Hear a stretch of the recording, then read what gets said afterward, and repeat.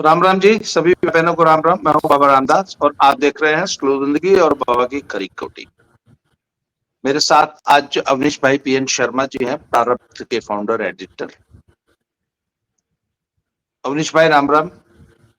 बाबा जी प्रणाम, सभी दर्शकों को राम राम जी सर। अवनीश भाई, एक नई थ्योरी चल पड़ी है। जो हाइड्रोजन बम फूटने वाला था, उसके कुछ उसका पोस्टर, फिल्म आती है बड़ी तो उससे पहले पोस्टर रिलीज होता है, उसके बाद ट्रेलर आता है।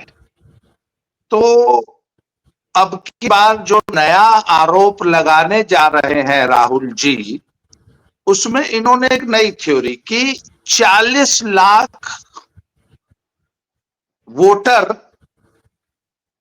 दिल्ली में भी हैं, वही वोटर हरियाणा में भी हैं और वही वोटर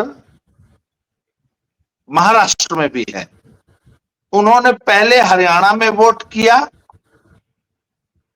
फिर वो दिल्ली गए, सॉरी, फिर वो महाराष्ट्र गए, महाराष्ट्र में वोट किया, फिर वो दिल्ली आए,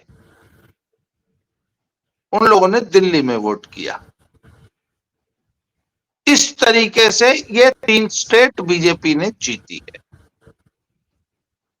उधर सलीम मीठे यादव हैं एक, वो ये कहते हैं कि जी हमें न फैक्ट से मतलब है, ना हमको प्रूफ देना है, ना हमको कोर्ट जाना है, बस करो, बस करो, हाँ बस करो, तुम शक्ल दिखा लो, चलो इनकी शक्ल देख लो भैया, ओ बस बस चलो आप बैठ, हेलो बोल दिए, बैठ गए। तो उधर वो कहते हैं ना हमको कोर्ट जाना है, ना कोई प्रूफ देना है, कुछ नहीं करना है, हमको लोगों के मन में सिर्फ भ्रम पैदा करना है। उन्होंने सरेआम अपना, अच्छा इस तरीके से ओपनली कोई बोल भी नहीं देता।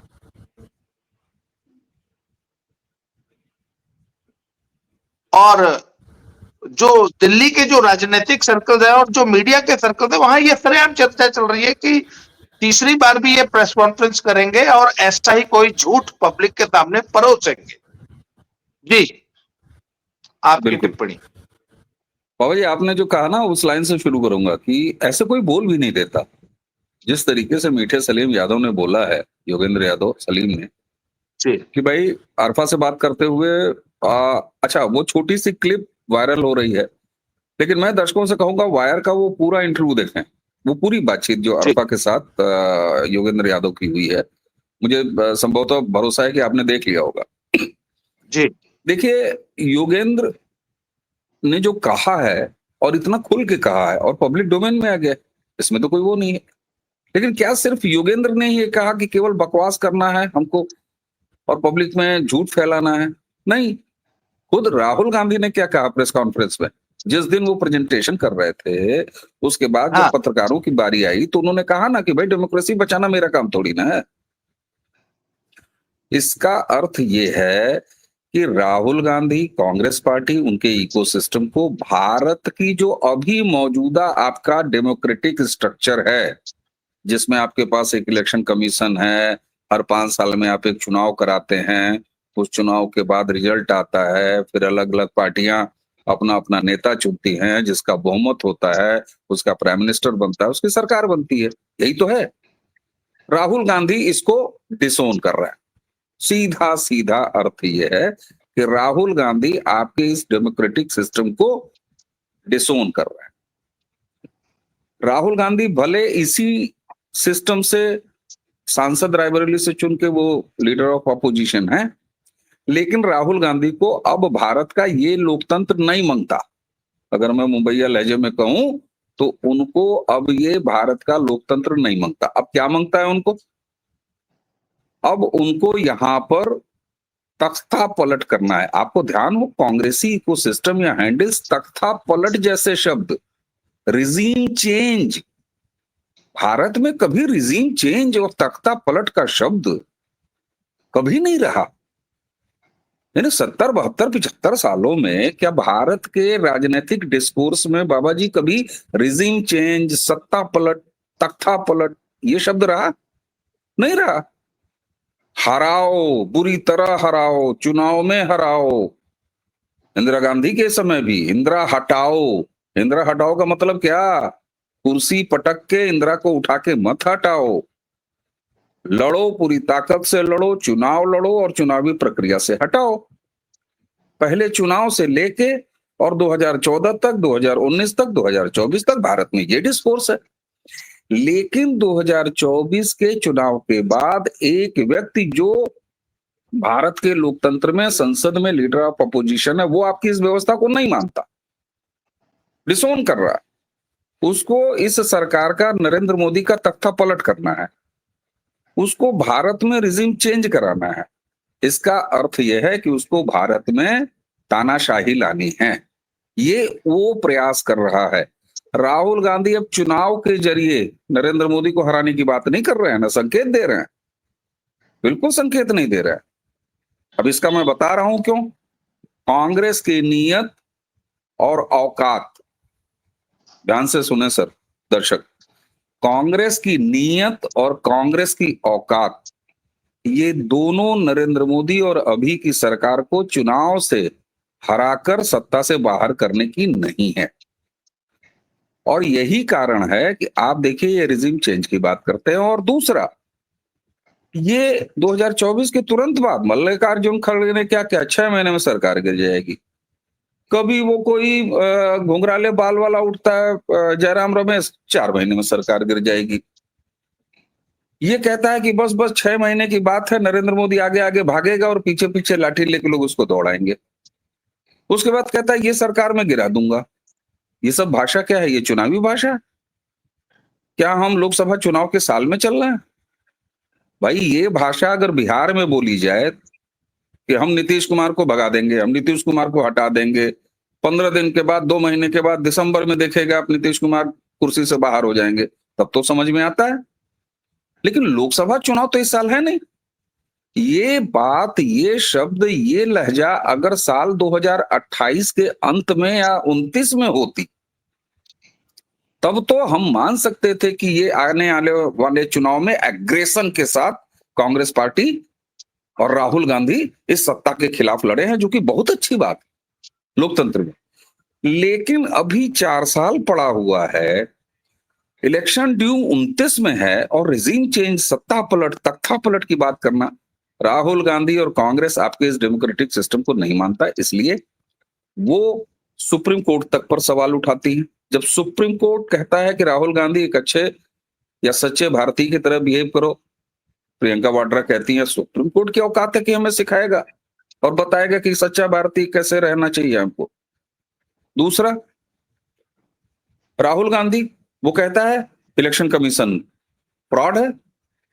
तो ऐसे उनके सारे इकोसिस्टम के, और उसी के साथ जब योगेंद्र मीठा यादव ये कहता है कि सिर्फ हंगामा पैदा करना हमारा मकसद है, हमारा मकसद कोई डेमोक्रेटिक सिस्टम से इस देश में चलना नहीं है, और लीडर ऑफ अपोजिशन कहता है कि डेमोक्रेसी बचाना हमारा काम नहीं है, अब सर कुछ रह जाता है?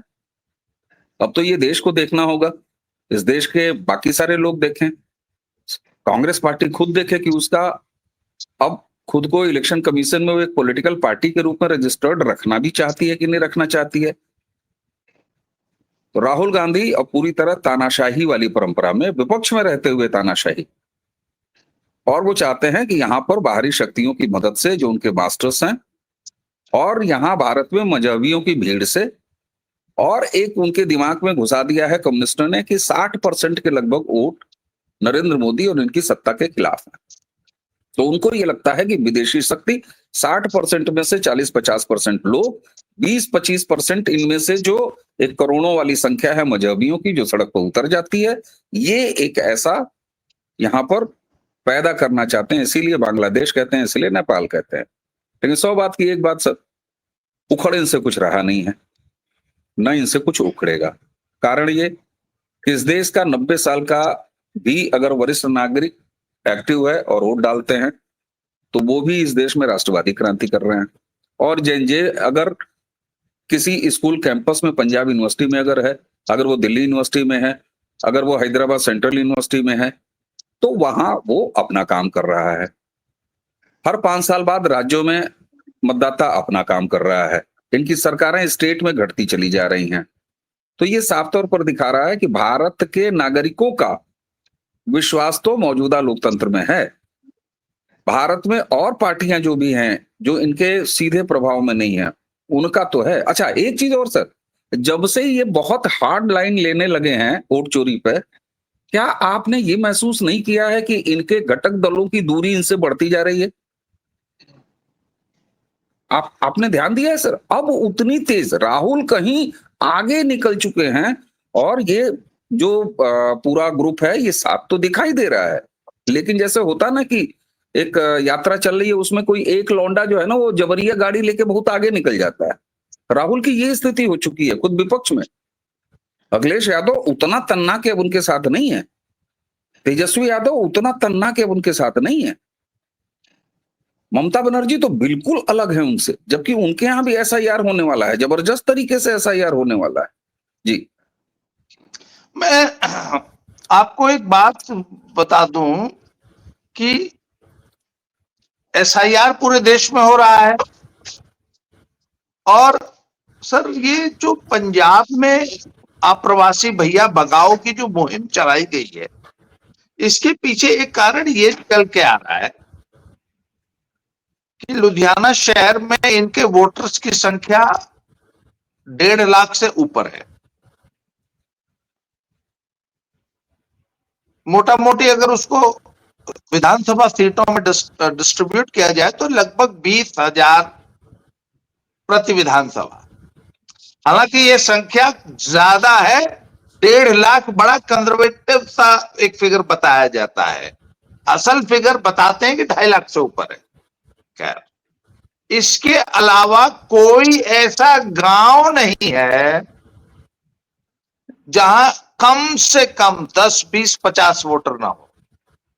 प्रत्येक गांव में, कस्बों में 2, 2.5, 3 हजार वोटर कस्बों में, विधानसभाओं में 5 से 10 हजार वोटर।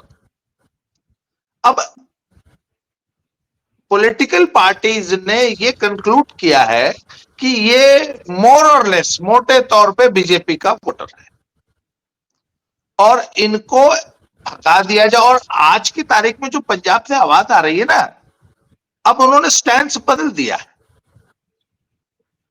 कि आधार कार्ड पंजाब का नहीं बनाने देंगे और वोटर लिस्ट में नाम नहीं आने देंगे। जो पंचायत, जो सरपंच, जो बीएलओ इनका नाम वोटर लिस्ट में चढ़वाएगा उसको देख लेंगे।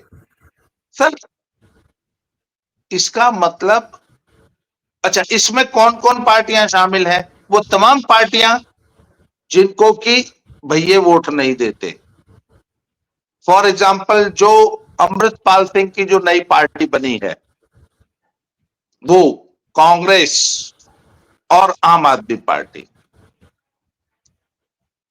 सर, इस पे आप क्या कहेंगे? बिल्कुल। ये लोकतंत्र में, ये लोकतंत्र में विश्वास करने वाली पार्टियों का लक्षण होते हैं ऐसे? बाबा जी, इसमें थोड़ा सा मेरा जो स्टैंड है वो एक अलग है, और ऐसा नहीं है कि बिल्कुल नया है। आज आप कह रहे हैं कि अब बदल गया है, ऐसा नहीं है, अचानक नहीं बदला है। अगर आप 4-5 दिन पहले अपने साथ मेरी हुई इसी विषय पे बातचीत को अगर देखें, वो वीडियो है, उसमें मैंने एक चीज कही थी। मैंने ये कहा था कि सर, एक जो दूसरे तरह की आवाज आ रही है, ये पहले दिन से था, 2-3 दिन के बाद ये क्लियर हो गया था कि अब मुद्दा वहां पर यह है कि इनके वोट यहां पर ना बने, इनका आधार कार्ड यहां पर ना बने। सर, मैं थोड़ी सी अलग राय रखता हूं इसमें। देखिए, इस पर भी मैं आ जाऊंगा कि जो आपको वोट नहीं देता आप उनको भगा दें। ये स्थिति महाराष्ट्र में भी, जो उत्तर भारतीय वोट हैं उनकी स्थिति है, महाराष्ट्र में भी है, गुजरात में भी एक समय ये स्थिति थी, लेकिन गुजरात में अब वो आवाजें नहीं उठती। सूरत में, अगर आपको दर्शकों को याद हो, तो सूरत इसके लिए, बड़ोदरा और सूरत, वहां पर ये बड़ा मुद्दा हो गया था कि साहब ये प्रवासियों के वोट। महाराष्ट्र में तो, मुंबई में तो खैर है ही है। पंजाब में ये नई स्थिति जो आई है सर, इसमें देखिए 2 चीजें हैं। जो प्रवासी लोग हैं, चाहे उत्तर प्रदेश के हों, बिहार के हों, छत्तीसगढ़ के हों, झारखंड के हों, मध्य प्रदेश को, राजस्थान या कहीं के हों, राहुल गांधी ने महाराष्ट्र के बारे में जो निकाला था वो मूल वोटर कहाँ का था? लखनऊ का था ना, जिसके बारे में ये हुआ था कि भाई यहाँ से वो आ गया, वो बेचारा आईटी में जी नौकरी जी। करता था, यहाँ से वहां गया, वहां से यहाँ गया, ऐसे ऐसे हुआ, ठीक ना? आदित्य सर, श्रीवास्तव। हाँ सर, देखिए हमारे यहाँ यह समस्या कोई नई समस्या नहीं है। आदमी उत्तर प्रदेश का होता है, महाराष्ट्र में कमाने जाता है, वहां पर उसका वोटर कार्ड बन जाता है, फिर वो वोटर कार्ड साथ में बना रहता था, और ऐसी स्थिति आती थी कि एक आदमी उसके मूल स्थान पर तो उसका वोट रहता ही था, उसके अलावा 4-5 जगह अगर ट्रांसफरेबल जॉब वाला है। दूसरा, गांव के व्यक्ति हैं और शहर में सेटल हो गए हैं, तो पता चला गांव में भी वोट होता है, वहां की वोटर लिस्ट में भी और शहर की वोटर लिस्ट में भी। पहले जब तक ये डिजिटलाइज नहीं हुआ था पूरी तरीके से, कागजों में था और इस तरह से चलता था, तो न ये पता चलता था, न ये डेटा सिंक्रोनाइज होते थे, और न ही कोई इसमें विशेष रुचि लेता था, क्योंकि आदमी वोट एक ही जगह देता था। लेकिन जब ये डिजिटलाइज हुआ है और डेटाज अब सिंक्रोनाइज हो रहे हैं एक जगह, तो निश्चित तौर पर रिपीटिशन ऑफ वोटर ये एक बड़ी आम समस्या है सर। ये कोई अचानक पैदा नहीं हुई है, ये पहले जो वोटर लिस्ट का जन्म हुआ भारत में तब से ये समस्या है सर, और ये बड़ी आम चीज है, जो भी लोग हैं। हाँ सर, पर एक बात बताइए ना, एक व्यक्ति जो परमानेंट मुंबई में रहता है, कभी 3 साल में गांव आता है, उसका वोटर लिस्ट में कहाँ पे नाम होना चाहिए? वो अरे भाई, चाहता मैं है कि ये मैं कहा, यहाँ रहता हूँ, मैं, अच्छा, आप सुनिए सबसे तो, बड़ा मेरा आप बात एग्जाम्पल है, समझ नहीं पा रहे हैं मेरा वोटर लिस्ट में आप। कहाँ नाम देंगे आप? अरे भाई, आप सुनिए तो, मैं इस बात की पैरोकारी नहीं कर रहा हूं, आप उस प्रक्रिया को समझिए ना। राहुल गांधी इसी सारी चीजों को पेश कर रहे हैं, बात समझिए, इसको दर्शकों को समझने की आवश्यकता है। अब होता क्या है, आज से 4 या 5 साल पहले मेरा खुद का नाम मेरे शहर वाली विधानसभा और लोकसभा के वोटर लिस्ट में भी था और मेरे गांव वाले में भी था। डिजिटलाइज हुआ और जब पता चला कि अब एक जगह से नाम आप आसानी से कटवा सकते हैं, आपको जाके मुंशी, पटवारी और फलाने की जगह चक्कर नहीं लगाना पड़ेगा, आप फलानी जगह एक फॉर्म भर के दे दीजिए, डिजिटल अप्लाई कर दीजिए, आपका नाम एक जगह से कट जाएगा। तो ये प्रक्रिया अब शुरू हो गई है, लोग अपने नाम खुद कटवा रहे हैं क्योंकि आसान हो गया है कटवाना। सर, जरूरी काम के लिए लोग समय नहीं निकाल पाते, तो इस काम के लिए क्यों, ये भी बेहद जरूरी काम है। लेकिन बात समझिए, हमारे यहाँ की मानसिकता समझिए, अरे कौन जाए यार, जिसको गरज होगी वो कटवाएगा। इसमें पॉलिटिकल पार्टियां भी इंटरेस्ट लेती थी, अपने अपना जबरदस्ती, अरे नहीं नहीं कोई बात नहीं, हमारे जो है गांव की विधानसभा में कहा जाता था, मैंने कहा कि हमारा नाम कटवा दीजिए, बोला अरे ठीक है, आप वोट एक ही जगह देने दीजिएगा, परिवार का नाम यहाँ बने रहने दीजिए। मैं सर इसको थोड़ा सा जेन्युइन मानता हूं। पंजाब में जो ये कहा जा रहा है कि इनके वोट ना हो, इनके आधार कार्ड ना हो, मैं इसको थोड़ा जेन्युइन मानता हूं। बल्कि इसे ये कहना चाहिए कि या तो बिहार में हो जहां के ये हैं, और या तो फिर पंजाब में हो। अच्छा, अब पंजाब में अगर हो तो भाई कुछ तो वहां पर एक परमानेंसी होनी चाहिए। अब केवल धान के सीजन में जाने वाला कामगार वो भी वोट लेके बैठा रहे डेलिबरेटली वहां पर, मैं थोड़ा सा इसमें हूं। एक रास्ता इसमें निकलना चाहिए और लोगों को खुद ये सोचना चाहिए कि भाई हम केवल, भाई जो जिसने वहां मकान बना लिया, जो 4 पुश्तों से रह रहा है, जो 3, बहुत से ऐसे प्रवासी हैं जो वहां के एक तरह से परमानेंट रेजिडेंट है, तो उनका आप नहीं रोक सकते। लेकिन अगर किसी ग्राम प्रधान ने, किसी विधायक ने जबरिया जो है 150, 10,000, 1200, 1500 जो कि सीजनल मजदूर हैं, अब बताइए मुझे सीजनल मजदूर का वोट क्यों होना चाहिए जहां पर वो जाके वो काम कर रहा है? सर, सीजनल इसके मजदूरों दूसरे का वोट एलिमेंट में मैं नहीं आऊंगा। है। जी नहीं सुनिए नहीं नहीं, सर, बिल्कुल नहीं है सीजनल मजदूर का वोट। जो परमानेंट यहाँ रहते हैं उनका है सिर्फ।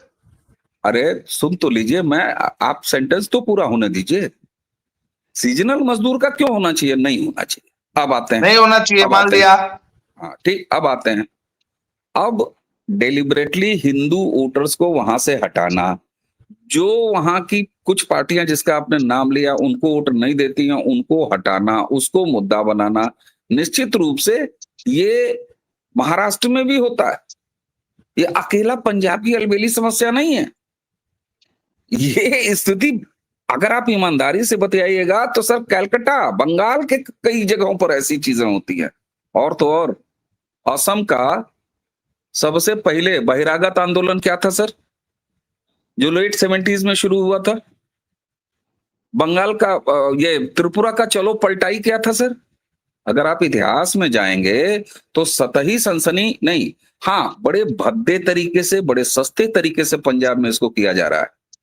लेकिन मेरा विश्वास यह है, कंक्लूजन अगर मैं कहूं कि इसका हल क्या है, जितना ज्यादा डिजिटलाइज होता जाएगा ये पूरा इलेक्ट्रोल सिस्टम, एसआईआर होता जाएगा। ये अभी हम एक ऐसे संक्रमण काल में चल रहे हैं जिसमें जब इलेक्शन कमीशन पूरे देश में एसआईआर करा लेगा तो ये काफी चीजें सेटल होंगी धीरे धीरे। उस बीच के जो संक्रमण काल है उसी में कंफ्यूजन पैदा करने का ठेका उठाया है राहुल गांधी ने। आप इस शातिराने चीज को समझिए, योगेंद्र यादव ने ऐसे ही नहीं कह दिया, ये वही योगेंद्र यादव है जो 90s में पैदा किया गया टीवी पर, एनडीटीवी पर और दूरदर्शन पर चबा चबा के बैठ के बता के, और हम लोगों ने जाना कि सेफोलॉजिस्ट क्या होता है, आंकड़े क्या होते हैं। तो ये जो संक्रमण काल चल रहा है जिसमें इलेक्शन कमीशन अब डिजिटलाइज करने के साथ ही एसआईआर करके कस रहा है इलेक्शन की लिस्टों को, मतदाता सूचियों को, तो निश्चित तौर पर ये चीजें अभी विसंगतियां बहुत हैं, परंपरागत विसंगतियां। ऐसा नहीं है कि ये सारी स्थिति 2014 में विसंगतियां पैदा हो गई। सर बिहार का वोटर आप क्या समझते हैं, बंगाल में नहीं है। बिहार का वोटर जो है वो असम में नहीं है। पूर्विया वोटर सर चलिए आपको नागालैंड, त्रिपुरा, मणिपुर, मेघालय में मैं दिखा दूं, बिल्कुल है सर। तो अकेला अलबेला पंजाब नहीं है। पंजाब की प्रॉब्लम क्या है कि पंजाब जो है वो हर चीज को बड़े सस्ते, बड़े भद्दे और बड़े लाउड तरीके से चिल्लाना शुरू करता है, मुंबई से भी 4 गज आगे, जो उत्तर भारतीयों के खिलाफ मुंबई में है। तो पंजाब की लाउडनेस किसी भी चीज को लेके, बाढ़ आ गई, ओ मर गया मर गया मर गया मर गया, खाद कम हो गया, ओ जी मर गया मर गया मर गया मर गया, किसान ओ मर गया, ऐसे लग रहा पूरी दुनिया किसान मर गया। तो पंजाब की एक थोड़ी लाउड होके चीजों को उठाने की एक संस्कृति है, वहां की एक प्रॉब्लम है, इसलिए दिखाई दे रहा है। अदरवाइज अब एक लास्ट चीज नकारात्मक ये है कि हिंदू वोटर को टारगेट किया जा रहा है।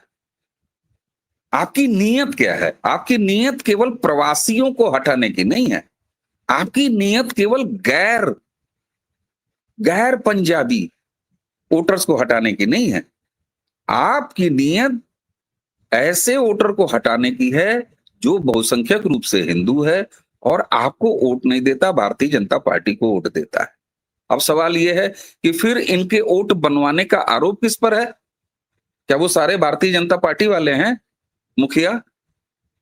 क्या वो सारे के सारे विधायक वहां पर जिन्होंने बनवाया होगा इनके वोट भैयों के, वो सारे के सारे भाजपा वाले हैं? भाजपा को कोई इतना स्ट्रांग नेटवर्क तो है नहीं साहब पंजाब में। तो अब ये फिर एक डिलेमा है कि फिर उनका वोट बनवाता कौन है, और क्या उनका वोट केवल बीजेपी को मिलता है? भाई बिना किसी के बनवाए, लोकल, बिना किसी असिस्टेंस के इनके वोट तो बने नहीं होंगे वहां पर। तो आखिर इन वोटों को मैनेज कौन करता है, किसने बनवाया? तो आप ये भी आरोप नहीं लगा सकते कि ये सारे के सारे वोट बीजेपी को मिलते हैं। मैं इस बात को नहीं मानता, क्योंकि ये तर्क, फिर इसका मुझे जवाब मिलना चाहिए कि क्या आरएसएस भाजपा का नेटवर्क इतना तगड़ा है? आरएसएस का नाम मैंने गलत ले लिया, वो तो पॉलिटिकल उसमें जाता नहीं। या तो गांव-गांव बीजेपी का नेटवर्क हो पंजाब में, जिसको जो कहा जाता है कि नहीं है भाई, तो फिर इन भाइयों का वोट वहां गांव-गांव बनवाया किसने? कस्बों में बनवाया किसने? शहरों में बनवाया किसने? फिर उनका वोट मिलता किसको था? क्योंकि नेता हमेशा, भाई बंगाल में क्या आरोप लगता है ममता बनर्जी के ऊपर, असम में क्या आरोप लगता रहा कांग्रेस की सरकारों के ऊपर कि उन्होंने बांग्लादेशी रोहिंग्या का वोट बैंक जो है वो अपने यहां तैयार कर लिया। तो मैं कहता हूं कि अगर भाइयों का वोट बैंक 2.5 लाख 3 लाख पर सीट पर अगर तैयार हुआ है लोकसभा की, तो वो किसने बनवाया? वो कौन सी वहां पर भाजपा का स्ट्रांग नेटवर्क है? तो मैं ये नहीं मानता कि ये सारे के सारे वोट वहां पर जो है बीजेपी के हैं और कांग्रेस के खिलाफ हैं या आम आदमी पार्टी के खिलाफ हैं, बिल्कुल नहीं मांगता। अगर ऐसा है तो सर यूपी बिहार वालों ने ही तो जिता दिया था अरविंद केजरीवाल को पहली बार दिल्ली में। कौन था कोर वोटर उनका? क्या भाजपा वोटर थे सारे के सारे? मैं नहीं मानता ऐसा। और मैं क्यों मानूं? ये प्रमाणित सत्य है। ऑटो वाले, झुग्गी वाले, झोपड़ी वाले, तमाम प्रवासी मजदूर यही तो वोटर थे अरविंद केजरीवाल के, यही यूपी बिहार वाले थे। तो नहीं सर, पंजाब में स्थिति उलट है। पंजाब में ये सब बीजेपी के वोटर्स हैं, यकीन मानिए किसने आप इस बनवाया बात फिर का। इनका वोटर? फिर किसने वोटर ये बनवाया इसका? ये जो गांव प्रधान होते हैं ना, सुनिए, हाँ, इनका सब आरोप भाजपा लग ही रहा है गांव प्रधानों पर और म्युनिसिपल काउंसिलर्स पे, वो अपनी राजनीति के चक्कर में इनका वोट बनवाते हैं। सबसे बड़ा और वो नजला ही उन गांव प्रधानों पे गिर रहा है, हाँ, जो ये कि बात समझ में आ रही है।